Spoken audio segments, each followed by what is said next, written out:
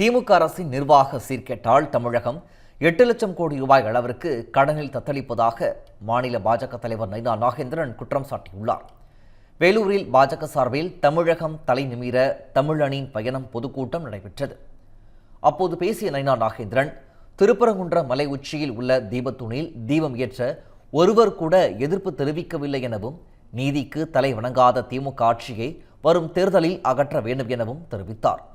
தமிழகத்தில் போதைப்பொருள் பயன்பாட்டால் குற்றங்கள் அதிகரித்து வருவதாக குற்றம் சாட்டிய அவர், அதனை தடுக்க காவல்துறை நடவடிக்கை எடுக்கவில்லை என விமர்சித்தார். நீதிபதி ஜி.ஆர். சுவாமிநாதன் அவர்கள் ஒரு தீர்ப்பு வழங்கினார். அந்த தீர்ப்பிலே கூறப்பட்டிருப்பது என்ன? ஒரு கமிஷனர் 10 பேர் போய் நீங்க தீபம் ஏற்ற வேண்டும் என்றுதான் அவர் சொல்லியிருக்கிறார்.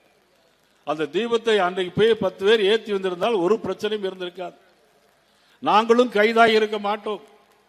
ஆனால் வேணுமென்று வாக்கு வங்கி அரசியலுக்காக வேற யாரும் எதிர்ப்பில்லை.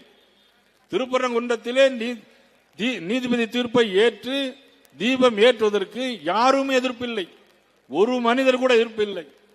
எதிர்ப்பது யார் என்று சொன்னால் தமிழக முதலமைச்சர் ஸ்டாலின் அவர்கள் மட்டும்தான் எதிர்க்கிறார் என்றால் வாக்கு வங்கி அரசியல்.